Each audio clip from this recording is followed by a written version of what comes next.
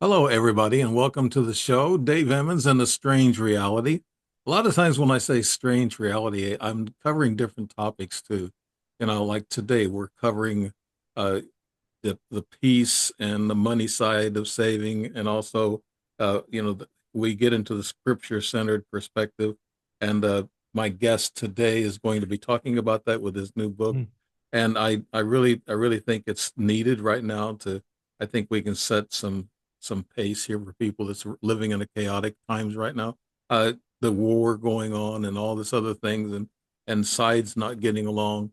It's getting to be a little chaotic. It kind of bothers me, and I know it bothers my guest who deals a lot in this. And my guest today on the Strange Reality, in which is Steve Wohlberg. And Steve brings a calm, scripture centered perspective to conversation and to listeners are already navigating, especially around money and in stewardship, how to live wisely in uncertain times. That's a good one right there. As a director of the White Horse Media, the author of more than 50 books, he helps audiences connect financial decisions with deeper spiritual priorities without fear-based messaging. That's a good one. Fear-based messaging. We don't need fear instilled in this time of day. Since last appearance, Steve has released Be Wise with Your Money, These End Times, a book that examines money as more than I guess I've got a word cut off there on my sheet. Again, I didn't get that one. Issues. It looks at finances through a biblical and prophetic lens and belief systems, spiritual conflict, and unseen forces that influence behavior. The subject opens the door to thoughtful discussion that with the curiosity of the listeners. Uh, Steve Wohlberg, welcome to the show. And I'm sure that my notes were cut off there. I just noticed that there's a couple of words cut off, but yeah, my notes were cut off. And I'm not getting the notes directly from you. I'm getting the notes from your public relations person, actually, a lot of times, and the talking points. So I have to try to let you lead the way on that. Mr. Steve Wohlberg, thank you for being on the show. Could you tell us a little bit about what you're doing and what your purpose is in life right at this time? Yeah, sure. And it's good to be back with you, Dave. I think it was about a year ago that we did Yeah. one interview. And Hmm. as I mentioned, now you have a beard and you've Yeah. fixed your haircut a little bit. And And I got a little older, but I don't want to, I don't act older, I guess. I changed my background. Like I was telling you, I got tired of that green screen, sure. one picture thing. So I wanted to go into my roots and here I was a drummer and I was a guitar player. And of course I was military, my shadow box there. And so I've been involved in a lot of different things. I'm an experiencer, of course, and we talk about ETs on other shows, but we're not going to be getting into those weeds in this show. We're going to be talking about spiritualism, religion, peace, and then money. Steve, go ahead Sure. finish up what you were going to say. Yes. So I work for an organization called White Horse Media. It's a Christian Bible-based, we call it a ministry. It's based in Idaho, Priest River, Idaho. And I have many responsibilities. I'm the speaker director. I do podcasts. I write books. I travel. I hold seminars. I counsel with people. I've just got a lot of things on my plate all the time. It seems like I try to get my exercise and eat a good diet and Mhm. get my rest, some downtime with my family as well, so I can keep my head above water. I have my wife, Kristen, our son Seth, he's 21. Our daughter Abby, she's 18, getting ready to go to college. We recently moved from North Idaho to Tennessee, so that's where I am now. And my what my life really is all about is to be, just straightforward. It's God. God has changed my life. I grew up in the Hollywood Hills in Southern California in a Jewish home that was not a religious home. We never read the Bible. We never prayed. We didn't go to the synagogue. We didn't go to church. And when I was a teenager, I just got lost in the world of Hollywood and drugs and the wild music of the 70s and the discos and the drugs and Mhm. alcohol. And then when I was 20 years old, I really began to feel a need for something else. I didn't know what it was. I needed help. And to make a long story short, I started reading the Bible. Somebody gave me a book on the life of Jesus. I read that book and I haven't been the same since. So I've been a Christian for now about 46 years. I have developed a deep interest in prophecy, the book of Revelation. And so, my life, I know that if it wasn't for Jesus and for God, I don't think I would be here. I would have self-destructed a long time ago. And now I have Hmm. a wife and two beautiful children and a good job. I'm very, very happy in my life. And I have a lot of uh, different topics that interest me. And so finances is one of them. You've wanted to really focus on that topic. Be wise with your money in these end times. Here's my little Yeah, book on that. It just came out a few months ago, and it's I'm doing a be lot of interviews on this topic as well. and the title is "Be Wise with Your Money." Is that what In these the end times. end That's time? right. Because I do Okay. believe we're in apocalyptic times. And we all, I mean, a lot of people know that. You mentioned the chaotic times that we're living in. I just watched a short video clip before I came down here to my studio, and it just made my heart sick. I almost started crying. It was a video about the extent of child trafficking that's going Yes. on in America. And you think of the Yes. Epstein files and all these kids that are being abused, and it's just terrible. So, and we could just go on and on and on and on about all the problems in this world. And so, people are looking for peace. They're looking for help in their lives. And as I mentioned, for me, the ultimate peace of mind comes in my relationship with God, that He loves me, He cares for me, He can help me, and He's got a bright future ahead of me. And then the other dimension of peace, I think, is our ability to pay our bills. A lot of Hmm.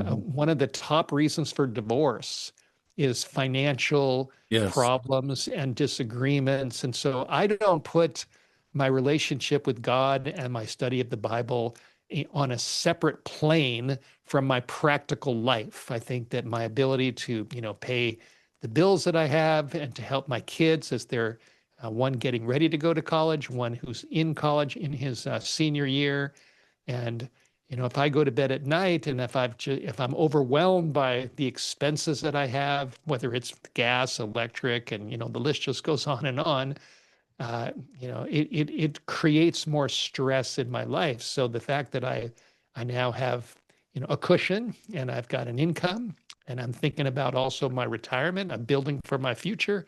I'm Hmm. also a giver. I just made some contributions today to a project in Peru to help orphans, to help another one to help prisoners, another one to help kids get out of child trafficking. And it's very satisfying to me. Yeah, I wanted to talk about that child trafficking. A lot of the Mhm. platforms didn't used to like to talk about that. They didn't want us to bring it up on these programs. But there's enough evidence out there now, the DOJ, and with all the criminal arrest that's going on, it's fact. It's not for entertainment purposes. It's actually facts in which you're speaking from. So I'm not so afraid of the platforms hearing this, but we don't get into the nitty gritty, but we Of talk about course. the trafficking, and it's very true. It's factual. I mean, a lot of people are being arrested for it right now. So let's we can talk about that. I mean, That's it's right. true Well, true stuff. I'm Yeah. just mentioning it to reiterate, what you said. We live in chaotic Yeah. times, Hmm. and that's just one thing. And it's just a terrible nightmare of what's going on. And there are other things. There's so many things. And so I don't, I'm not a doom and gloomer, but I am a realist. And most Yeah. people realize that this world has problems. And so, Yeah. like I said, to me, the answer is my relationship with God. He's the one that helps me through all of these things and gives me hope for the future. And then my financial world is intertwined with my spiritual life. So that's why I wrote my book, Be Wise with Your Money. I've written Hmm. many books on many different topics. So, we can go wherever you want. And Yeah. in the pre-time you've mentioned, you kind of like to focus on the finance topic. That's what the agency that And I work with has been pitching to the host, saying, if you right. want to interview on Steve on Yeah. this, he's available. Okay. The first talking point that I got from your public relations, and I wish I would have gotten more. I just started looking at these notes yesterday. but it's whether money plays a role in biblical end times prophecy. You just mentioned that we're heading towards the end times, and a lot of people feel that, Steve. And I feel it myself that what's going to happen. I'm not going to get into ETs, but there's ET disclosure that the president's going to talk about before long. It's going to come out, and we're not alone. But that might add some stress to some people. But this war that's going on in Iran, and now we're seeing gas prices go back up. You're talking about money, and biblical times and the money. So prices are going back up because of the war. And Steve, could you explain how we should handle that right now with everything changing economic wise? Well, when it comes to like inflation and prices going up, then there's things that we can do to offset that. And one of them is to curb our spending, to be more Yeah. careful with what we spend our money on. We can get into the topic of, you know, putting a little bit in your portfolio of a little bit of gold and silver because it basically offsets inflation. Inflation is because our money is losing value because it's being printed and printed and printed, and our banking system just creates more and more money, which lessens the value of the money that we have. So we have to spend more in order to buy gas and meet our daily needs. So all of that's connected to those things. But let me just kind of, something else about the end times and about money. If you look at the landscape of world events, almost everything is in one way or another connected to money. Unfortunately, the gangs and the criminal activities and the child trafficking rings and even the war, people have to you know, the war is we're using very, very sophisticated military weaponry, which costs a lot of money.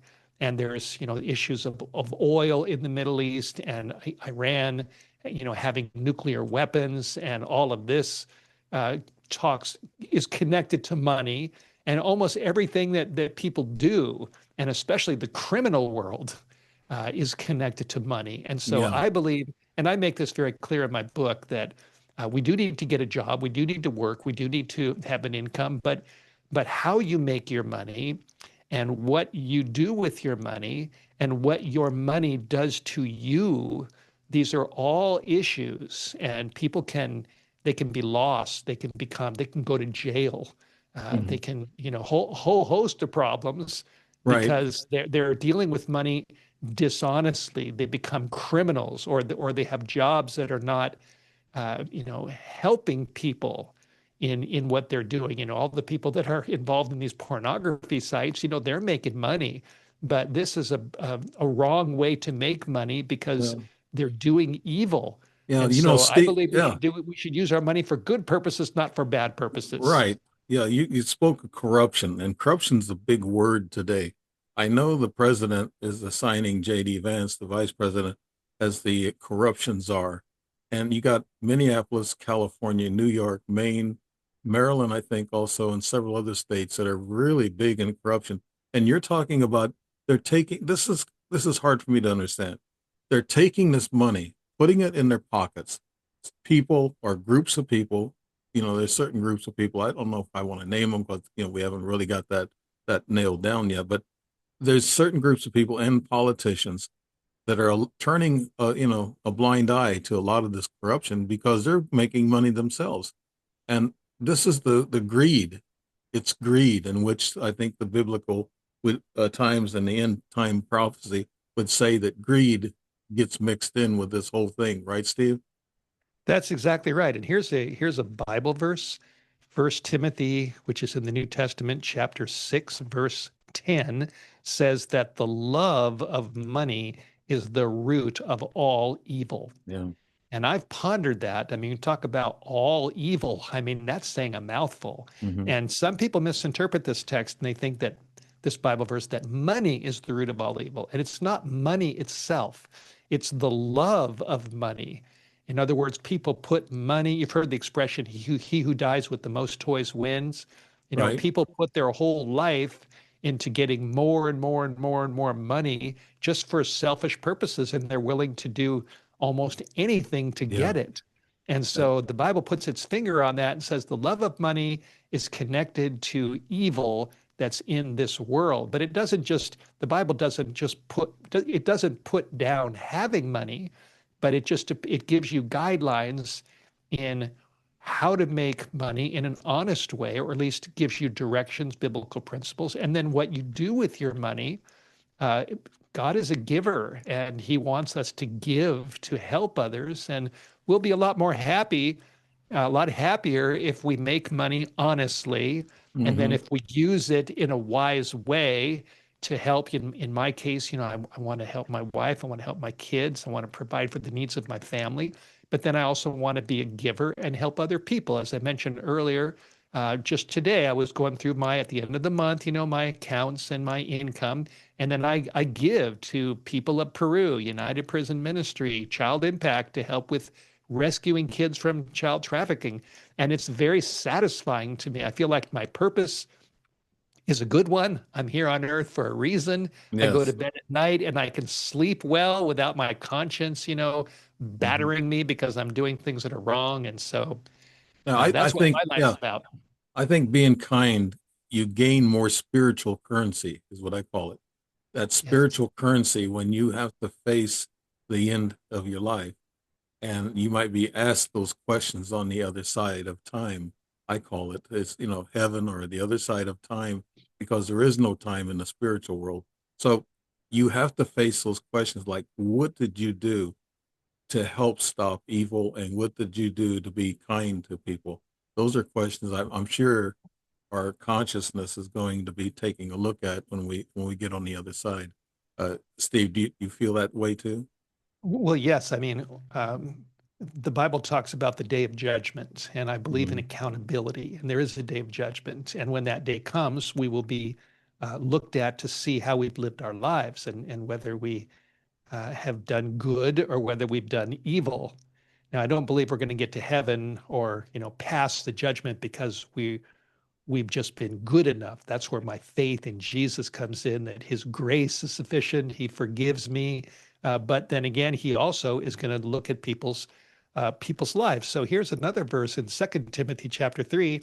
It says, verse 1 and 2, this know also, in the last days dangerous times will come, for men will be lovers of their own selves and lovers of money.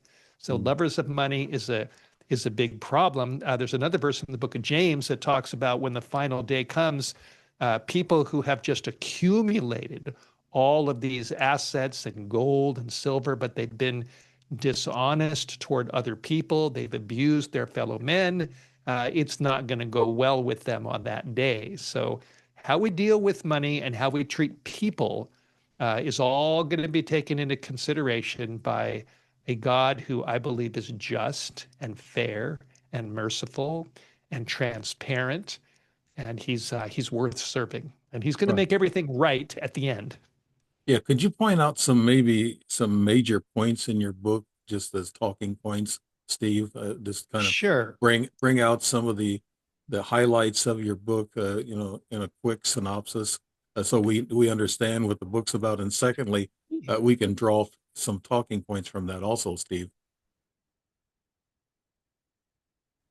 Sure. Yeah, I'll just give you a quick overview. So, the book starts out with the verse I read about the love of money being the root of all evil, and it just gives people a lot to think about. But then I talk also that it's not money that's the root of all evil; it's the love of money. And so I look at money kind of like food. We all have to eat, we all have to pay our bills, but you can eat a lot of junk food and you can kill Mhm. yourself, or you can eat good, healthy food and you can prolong your life. It's the same thing with money. We all need money. Nothing wrong with money itself, but it just depends upon how we use it, how we earn it, etc. So the first part of the book talks about that, and then there's another chapter. Well, that was the author's introduction. So chapter 1 is called Perils and Potential, about how the peril of being so caught up in money that you become dishonest and you steal and you're greedy, and there's a lot of Bible examples of that side. But then on the other side, the potential is, I talk about people in the Bible like Abraham and Job who were very wealthy, but they used their money and their means for good purposes. I have another chapter called The Wisdom of Ants, which is based on Proverbs chapter 6, where Solomon, who wrote the book of Proverbs, talks about the wisdom of ants. And he says, be wise like the ants. And what Mhm. the ants do is they, during the summer, they're very busy. They're gathering the harvest, and then they store it under the ground so that when the winter months come, they've got something to feed their families with. And so there can be more ants in the in their little dens. And the principle of that is that don't neglect thinking about your future, which would be retirement or whatever it is, so that you're wise like an ant. It also talks about don't be lazy, but learn from the ants. So that basically is about thinking about your future and planning for it before you get there, just like the ants do. I have another chapter called Mount Sinai and Money, which is about the 10 Commandments given on Mount Sinai and how the 10 Commandments actually teach not only spiritual principles, but financial principles. Like commandment number 8 says, don't steal. And Paul in the book of Ephesians says, stop stealing, but get a job, work with your hands, something that is good so you can have something to give to others. So finances is also woven into the 10 Commandments. Another chapter is called Thieves and Robbers, where we just, take money just for ourselves and we're not helping other people. Chapter 6, Steps to Financial Health, where I talk about getting out of bad debt, getting a good job, developing your talents, saving something for the future, and thinking about potentially your retirement. Credit card debt is just a disaster. People, and this is very practical. People swipe their cards, use their cards. They're tempted to spend more money than they've got. So when their bill comes due at the end of the month, many times, people just put down the minimum payment and think, well, I'll pay the piper later on. And eventually, as time goes on, they keep making the minimum payments. They have a huge interest rate, and they end up down the road with a gigantic debt that they can't get out of.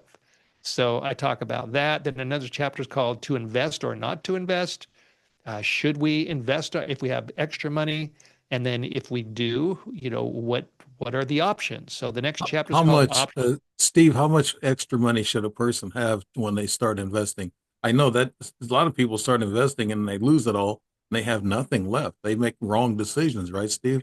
That's right, they do. And one of the principles of my book is really taken from Robert Kiyosaki, who's the most, Yeah. he wrote Rich Dad, Poor Dad, which Mhm. is one of the most purchased financial books in the history of the world. And he talks about before you invest your money, you need to invest your time and research what you're going to put your money into so you know what you're doing and you don't lose it all.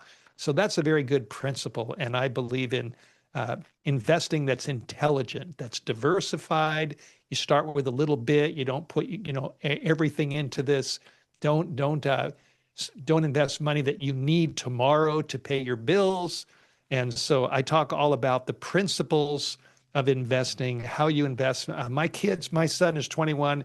He's got an investment account. He's got a Roth IRA because so when he eventually takes this money out, he's not going to pay any taxes on it. Now, my daughter she's not old enough to have a Roth IRA, so she has a custodial account. And I've set up these accounts for them. I've given them a diversified batch of investments that I've researched that are good investments. Mhm. And what they're doing is we've linked uh, their bank accounts to their investment accounts. And both my kids have jobs. And so Abby and Seth both put in automatically. It's just, they don't even have to do it. It's just all automated. $50 a month goes into their investments account, and their accounts are growing. If the market goes down and they keep doing this regularly, it's called dollar cost averaging. Then when everything goes down and they keep buying, they're getting a discount that month. Some people think, well, man, if my portfolio gets cut in half because the market goes down, I got to get out of this. But that's not a wise strategy. You should actually Mhm. keep putting money in so that Yeah. when the market recovers, you're going to be doing very well. So that's what my kids are doing. And I teach these strategies in the book, Portfolio. You sound like a responsible parent. That no doubt, Steve. I mean, that's That's what getting I'm your trying to kids off. be. Yeah, I know that people will ask, and you ask a lot of beginning. Is my show covers a lot of like extraterrestrials and paranormal? Yeah, of course. But let's look at this, people. Spirituality, biblical principles, common sense, like Steve is talking.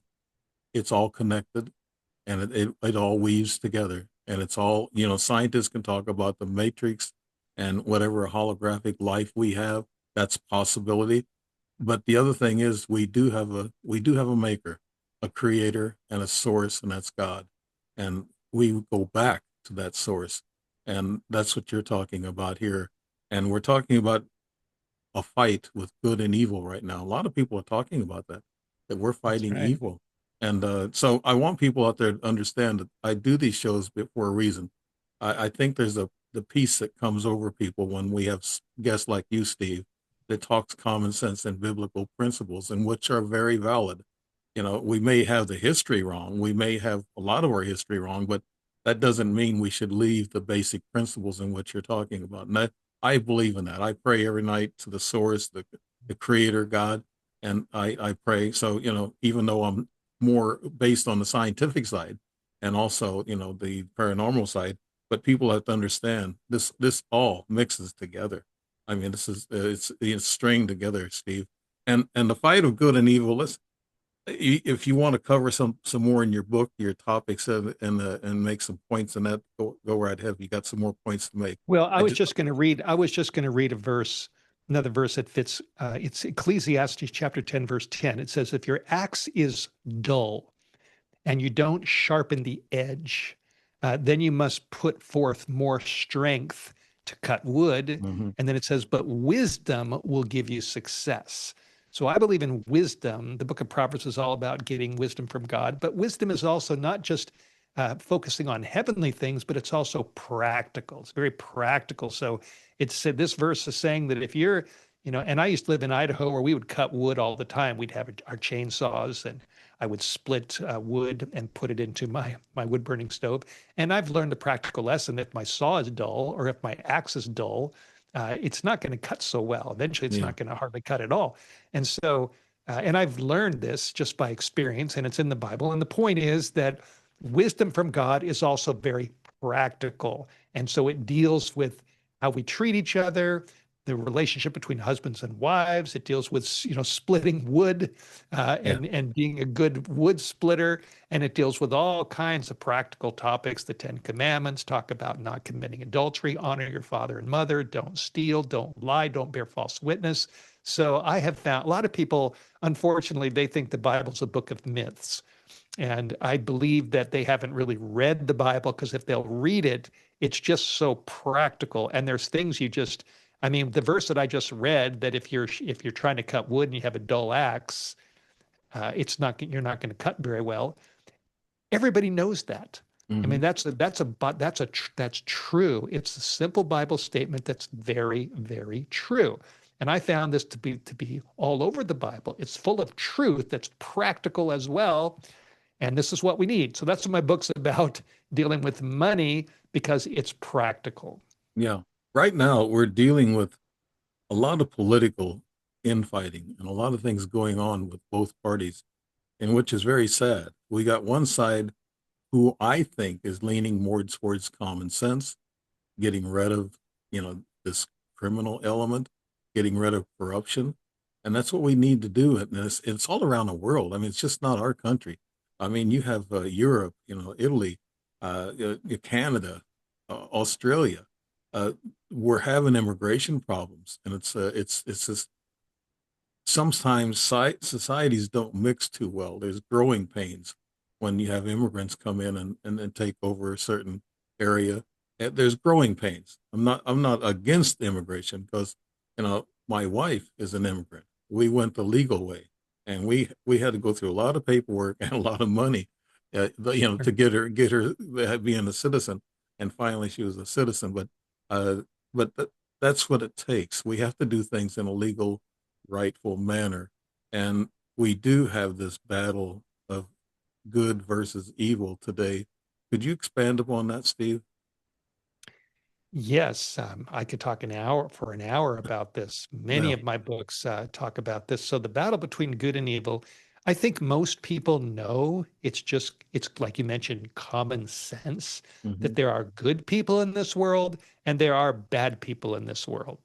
I think we all know that. And I believe that the good and the bad that we see in the visible world is an expression of the good and the bad that's in the invisible world around us. Just like there's good and bad people, there's also good and bad angels. They're They're not human, but they're real.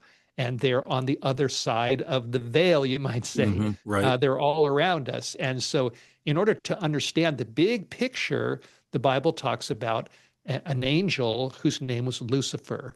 And he was a beautiful, powerful angel that God made. But at some point, because of mysterious reasons, he began to exalt himself. He began to question the wisdom of his maker, and he mounted a rebellion among the angels against his creator. And a third of the angels went with him, and two-thirds of the angels stayed with God. There was finally a war. The book of Revelation says in chapter 12, verse 7, that there was a war in heaven. So we're thinking, now about the war in Iran and in the Middle East.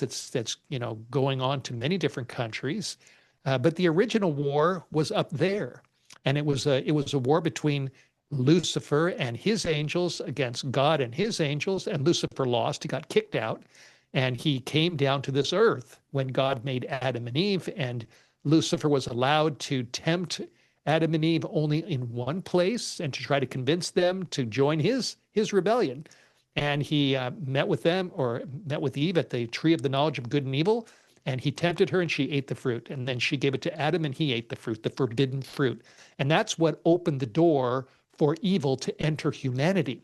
And for thousands of years since then, in the Bible history just takes you right down from the time of Noah and then the time of Abraham, Isaac, and Jacob, the history of Israel, the nations of Babylon, Persia, Greece, Rome, what happened during the Dark Ages, the life of Jesus, the battle that he went through, his Hmm. death for our sins, his burial, his resurrection. He's up in heaven and he's coming back. I'm a strong believer in the return of Jesus. And when he comes, he's going to completely wipe out evil and get rid of it. And the ultimate goal of the book of Revelation says that there's going to be a day when God remakes the heaven and the earth like it was in the Garden of Eden. And there's going to be no more sin, no more sorrow, no more suffering, no more pain, for all these things have passed away. So God's going to get rid of evil. So there's only good. And we're in a battle, not just, like I said, in the visible world, but we're fighting. Lucifer's name was changed to Satan, and he's the prince of darkness, and he tempts people to do things they shouldn't do. And God is working through the Holy Spirit and through his angels to help us to go in the right direction. Hmm. And we ultimately have to make a choice, whose side are we on?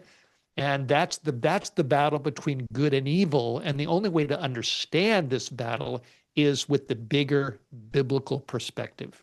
Right. I know there's other life forms out there, and some of them call them fallen angels. I think you were talking about falling angels, the fallen angels, past tense, and the Nephilim, the Anunnaki that come from all that. You can go in the book of Enoch and see a lot of that, and they lived to 900 or 1,000 years old back then, with Enoch and Noah. So that's where it kind of started from. That we don't really know history really well, but we do know the principles of which you're talking about, and that's why I'm telling people, yes, I get into spirituality, I get into this common sense thing, and yes, it bothers me to watch the news. I've been backing off from the news, Steve, lately. I can't stomach it a lot of times. Yeah, it's depressing and Yeah. They're it's not hard telling to us watch not telling sometimes. us the truth. All networks, not just one side network, like the politicians would say. I think all networks are holding back and telling us the truth about things. And that's been the problem for some time. And that's where the evil side has taken control of the media and money, like you're saying, Steve. Yep, it's very unfortunate, and I agree with you that most of the things that we watch on the news is not giving us the full story. So let me just mention this. I have another book Okay. called Approaching Armageddon. Hmm. This is also available from White Horse Media. It's very inexpensive. It's like, a dollar or $2. And Be Wise with Your Money is less than $5. So these are very inexpensive books. And Approaching Armageddon looks at uh, the whole issue from a spiritual perspective about what's going on in the world and how we're getting closer to the day when Jesus will come. And then Be Wise with Your Money deals with the practical topic that we all need help in with our finances. So they kind of go together. And, we When are in a battle between good and yeah, evil. I feel it every day. yeah, I do too. I think the stress that people, if I follow Facebook quite a bit, I have a lot of followers on Facebook, and so I follow it quite a bit, and I see a lot of people that are sick. They have diseases, and they're looking for prayers. My heart goes out to all these people. I got family members that are fighting, to the end, and it's sad to think about that. And I kind of appreciate every day, that the Creator gives me another day in my journey in this life. But the end is not the end. Of course, our soul will travel to. A lot of people say heaven. Some people say dimensions. I have to mention that both on my show. That a lot of scientists talk about that, but none of them disbelieve in God and a Creator, and that's why that what you're talking about is real, and it's good stuff, Steve. Yeah, and Dave, when you talk about, health and people that maybe that are struggling with diabetes or cancer or heart disease Hmm. or whatever else, I have another book. I don't have it in front of me, but it's called End Time Health Wars. Uh, so it's just like we're in a war, in Iran, we're also in a war for our health. And Yes. that book is also very practical, and it talks about what we call the 8 laws of health, the importance of eating a good diet and getting your exercise, getting fresh air, sunlight, which is very good, gives you that vitamin D, builds up your immune system, and the importance of getting your rest so you don't, burn the midnight oil, stay up till 1 o'clock in the morning all the time. You need to, and these are just basic practical things. And if people will make good decisions when it comes to their health, it's another practical topic that will also enhance their lives. They'll live longer, they'll be happier, they'll have less pain, less disease, less medical bills. So whether it's money or health or the spiritual aspect, approaching Armageddon, all of these are very practical topics. That's what I'm about, is trying to help people in these practical areas. You talk about money. I believe that people should start early in life. I mean, before the age of 30, maybe. I don't know where your book talks about what age you should start investing and doing, getting ready for retirement. But a lot of people have a misconception of retirement. We were talking earlier pre-show that I myself, I've been retired for 10 years. And so what I do is I try to keep active. I work out, I do the podcast, I write books, and just like you, and I keep going. And I think there's a goal for me to help enlighten people with information that you give and what other people give on my shows, and to draw people's consciousness together. And I think that's one of the things that drives me doing this. There's no money in UFO books, or no money in podcasts, really, unless you're up there ranking. Then you might make some money. But Steve, that's the thing about people with a retirement. They need to retire ahead of time. When should they start, Steve? Planning their future. Early age, like your kids at 21. Yeah, so yeah, Abby is 18. She's got her investment account. Seth is 21. He's got his investment account. Both of them are growing. They're doing well. Like I said, even if the market goes down and they keep doing it consistently, when it comes back, they just got a discount that month. So they're doing having a wise plan, and they're thinking long term. Investing is, as they say, it's a long game. It's not for short term needs. And so if they do this for the rest of their life, and if time goes on long enough, you're going to have a lot less stress in their later years. I don't set a date or an age date as to when people retire. Some people retire, when they're 65. Other people, they never retire. They just go as long as Hmm. they can go. In my case, now I'm almost 67. I just got my first Social Security check a couple weeks ago, which every little bit helps. I also Hmm. have a pension plan that I'm working on for my former employer, and I've just been filling out some paperwork for that. I had to wait until I was 66 and 10 months to take Social Security because I'm still working. But now at 66 and 10 months, I can take Social Security and I continue to work. In my case, I love my job. I love what I do. I Hmm. don't, I want to stay healthy. I want to be active. I want to continue to earn and get Social Security, whatever else, have my investments if they continue to grow long term. And so I won't be a burden on my kids. Uh, I'm going to go as long as I can go because I Yeah. like what I'm doing. It's You, fulfilling to me to do podcasts, to write books, to travel, right. to hold seminars. So, but it's different for different people. It depends upon some people can't afford to retire or they can't retire because they don't have anything.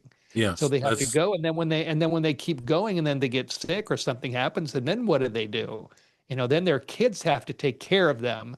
So that's one of the things I'm trying to avoid. And it's all part of planning, like the ant. You prepare for the winter during the summer, and that's the wisdom of the ants. I I know a lot of people that they wanted to retire at 62. And the reason for that is that, they say most people, when they retire at 65, they probably only have about 10 years left. The average age is what, 76 now. The insurance companies have us clocked at that, but that's not, I don't know if that's for people. There's people who come up differently through life. Some of them drink a lot, some of them may smoke a lot, and some of them may take drugs, and that may shorten the life. And that what that does to the insurance companies, that lowers the age limit, to where 76 now is the the age where the Lord can take you at any time. But it depends, like you said, on what you eat, what you do in your life, Right, exercise, how you live.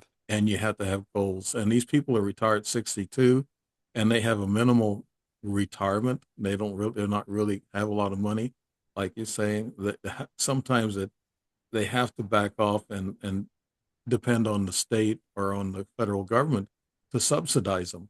And we get into that a lot, with people that's either disabled or people that's not working. And we our tax money goes for that. So it drains the society too. Right, That's Steve? right. Yeah, and yes, and a lot of people who retire early, they don't have anything left to do really, or they don't have the vision or the fulfillment of having something to do that helps people, and they often go down quicker. Yeah. And then there's other people. I was in Fallbrook, California, a few months ago having a seminar, and someone there introduced me to a woman that was 108 years old, Oh. and she sharp as a tack. And that somebody told me that this woman stretches for an hour every day. And I met another man not long ago. He's 85 and he jogs every day. And so, you can really lengthen your life by your health habits if you practice consistently. Just like my kids are putting $50 a month into their investment accounts. If you take a walk, once a day, and I almost always walk after I eat a meal. I take a short walk around my neighborhood because walking after you eat is very good for your body. Hmm. And I drink my water, every day. I've got my reverse osmosis unit right around the corner here, and I'm filtering my water and I'm drinking my water every day. And Hmm. I try to eat a healthy diet. And so I think bite by bite, walk by walk, drink by drink, I am doing something good to help lengthen my life. And most people, and I'm thankful for this, I attribute this to God's grace and maybe some good genes and also good habits. But most people don't think I'm almost 67 years old. And I just Right. went, I still jog. My Hmm. wife is 15 years younger than me, but no, most people don't notice that. And I attribute this to things that I've learned, like I said, God's goodness, His grace, and practical health habits that increase my longevity. And Yeah. so all these things, and if I live a long time, my goal is to at least make it to 100.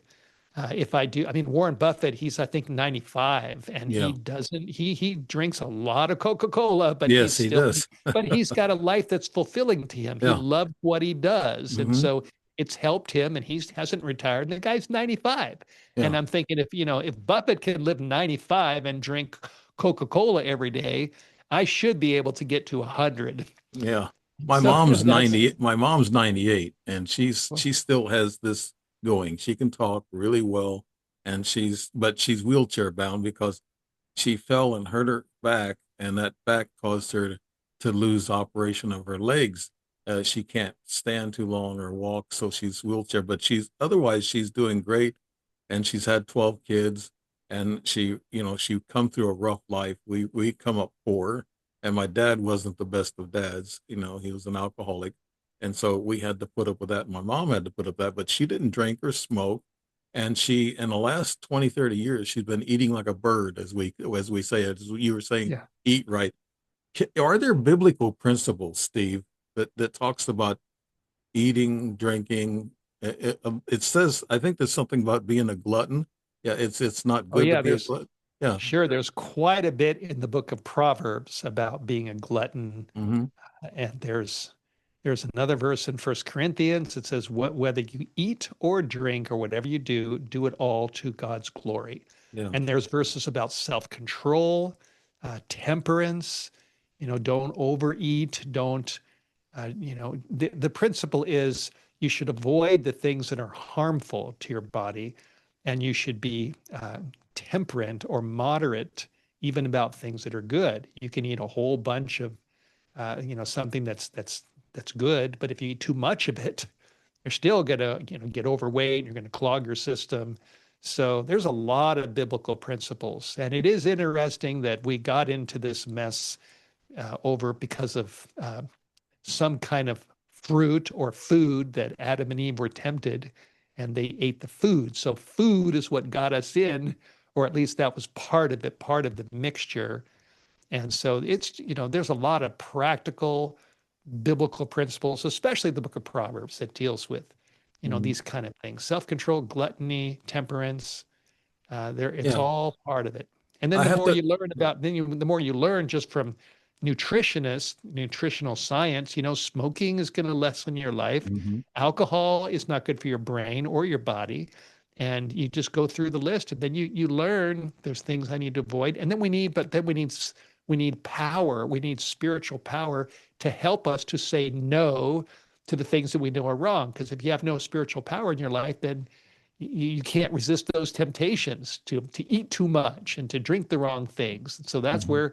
that's where our life with God comes in. We need Yeah. help. My doctor told me that I can have a couple of drinks, and I usually do. I'll go out with my brother, in which he needs, I'm not going to get into personal things, but he needs some assistance, but he likes going out with me and having some drinks. And him and I are pretty close in age also. But I can see where, that people, they need to control themselves.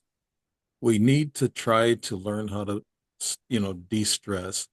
I know myself when I get stressed a little bit, I start praying. I start meditating and praying. That helps. It actually helps. You bring It in does. God, the creator, into your mind and it gives you peace. And I know a lot of people, I've had some people on this show and people that I know on Facebook that are actually into spiritualism.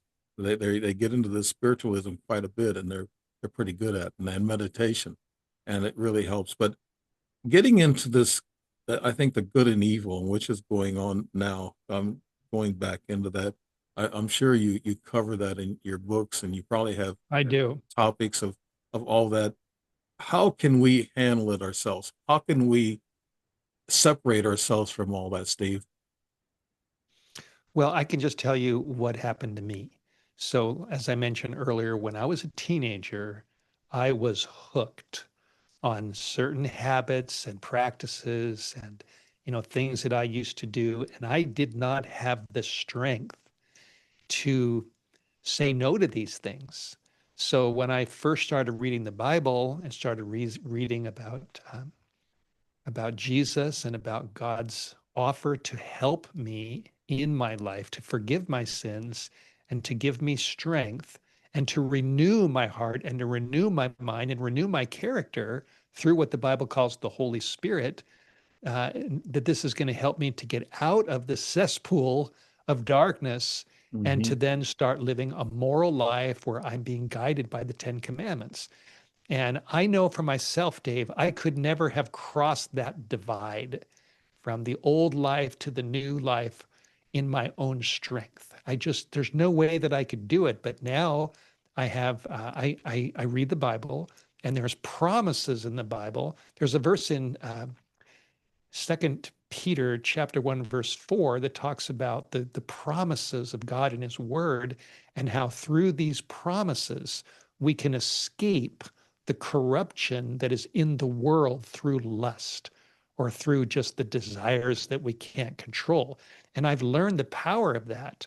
So whether it's, sexual temptations, or whether it's uh, habits of eating or drinking, or whether it's laziness, or which generally is not my temptation. I tend to be an overachiever instead of an underachiever. Mhm.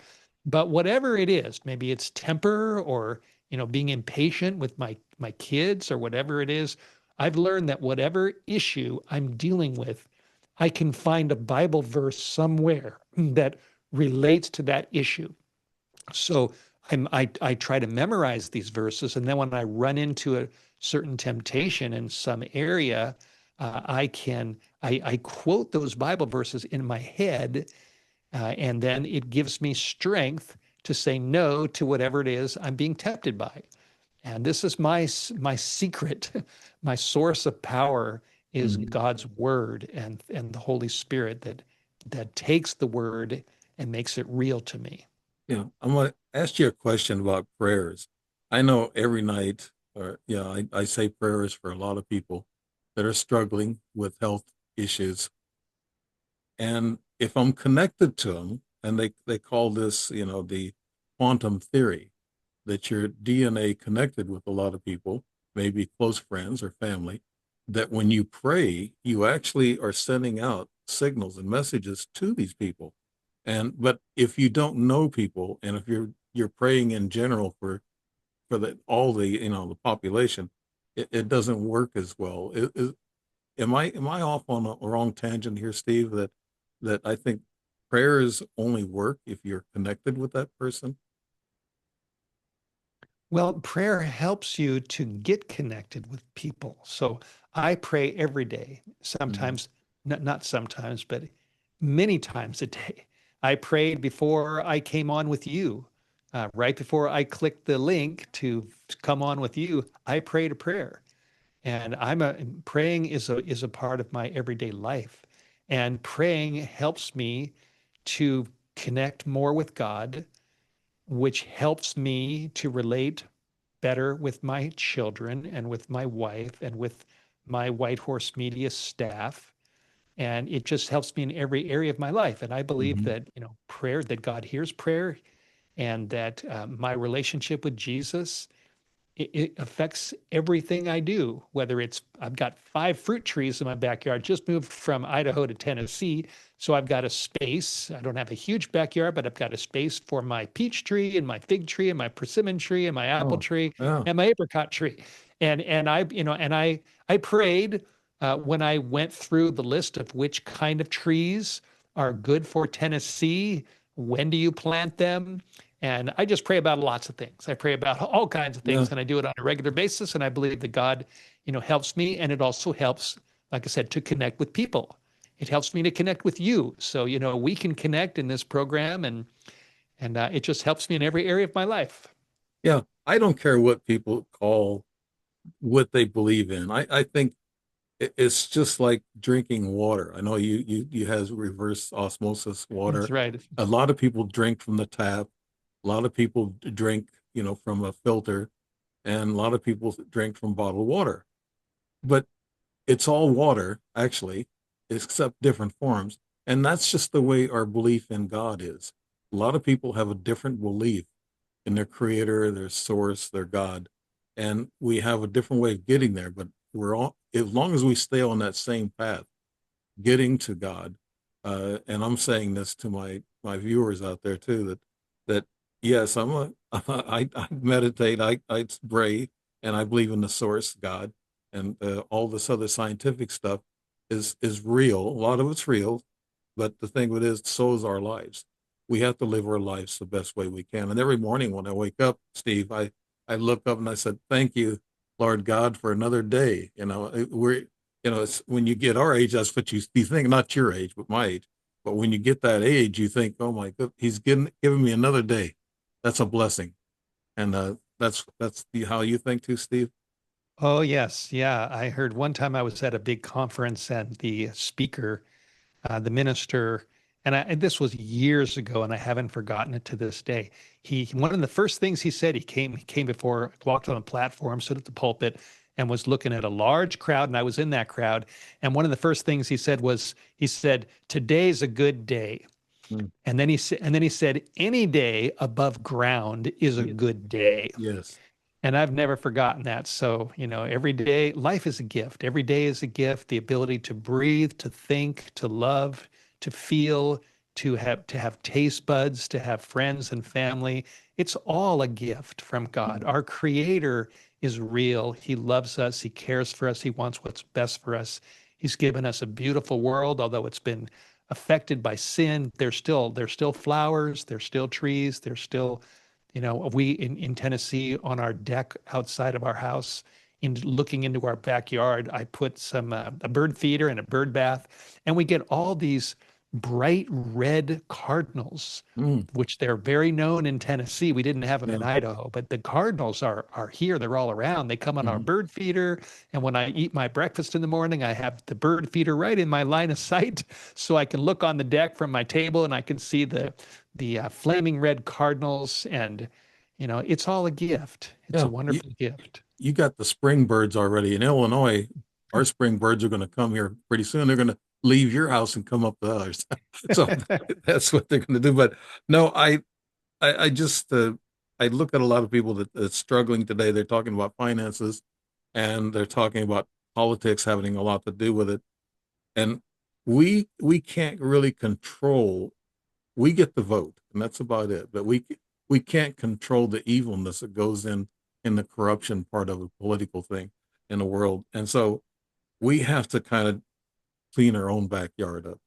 We have That's to, right. yeah, we have to be the best that we can. That's And right. That's right. and I'm sorry. Jesus said the three magic things that he said, and I believe this. He's a great teacher, a scholar at this. He said that love, kindness, and forgiveness are the important words, and I agree with that. And Steve, you talked about that throughout this show. Oh yes, I totally believe that.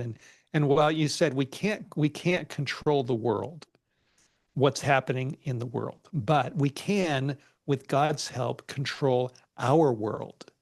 What we choose to look at, how we think, what things that come our way do to us.